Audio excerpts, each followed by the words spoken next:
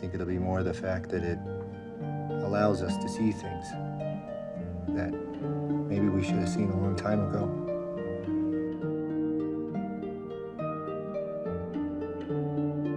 First Man.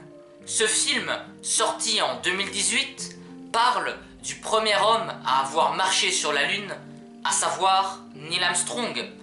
Et il est réalisé par Damien Chazelle, un réalisateur qui a confirmé avec ce film que c'était un grand cinéaste et qu'on peut avoir beaucoup d'espoir pour la suite de sa carrière.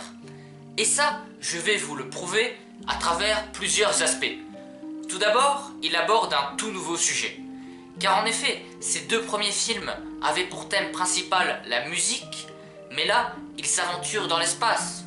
Donc, il sort véritablement de sa zone de confort, et ça, c'est la marque des grands. Ensuite, bien que First Man parle de la conquête spatiale, Chazelle n'hésite pas à aller au-delà de son sujet. C'est-à-dire qu'on n'a pas besoin d'être passionné d'aventure spatiale et de construction de fusées pour apprécier ce film. Car bien qu'on parle par moments de notions techniques et scientifiques, c'est clairement un film qui va bien au-delà de ça et qui ne se résume pas à nos simples connaissances en aérodynamisme. Tout l'inverse, par exemple, d'un Apollo 13, qui selon moi ne peut intéresser que les passionnés de fusées, d'espace, de physique et tout ce qui va avec. Mais ici, c'est en abordant avant tout l'humain que Chazelle va au-delà de son sujet.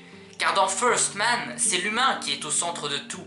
C'est le fait de montrer un homme détruit qui va subir plusieurs tragédies, mais qui va tenter de se surpasser et d'atteindre ses objectifs.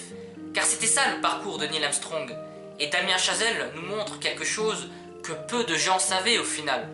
On pensait tout connaître sur cette histoire, on la voyait comme un véritable succès, mais au final, on constate que c'est surtout une histoire remplie de sacrifices et de pertes. Et donc, il casse véritablement une image, mais pas pour le plaisir de casser une image. Non, c'est pour au final nous montrer la vérité. Et il ne faut pas oublier que ces deux précédents films, La La Land et Whiplash, étaient également très réussis.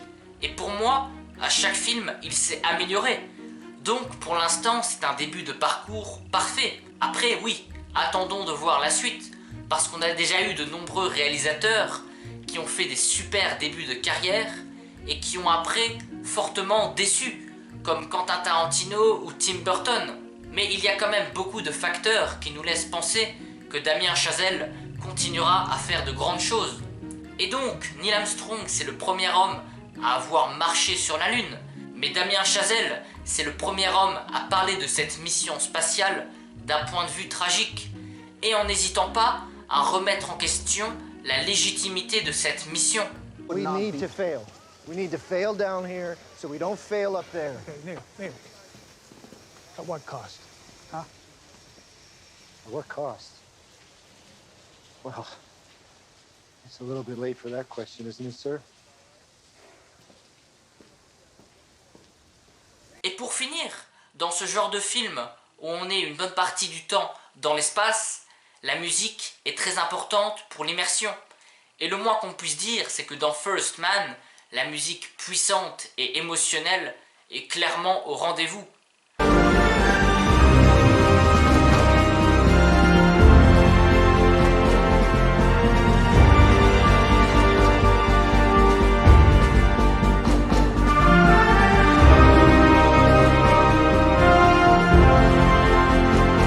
Et cette musique est composée par Justin Hurwitz, qui avait déjà fait de superbes BO sur La La Land et Whiplash, et qui va d'ailleurs continuer sa collaboration avec Damien Chazelle. On a donc ici une collaboration à suivre de très près.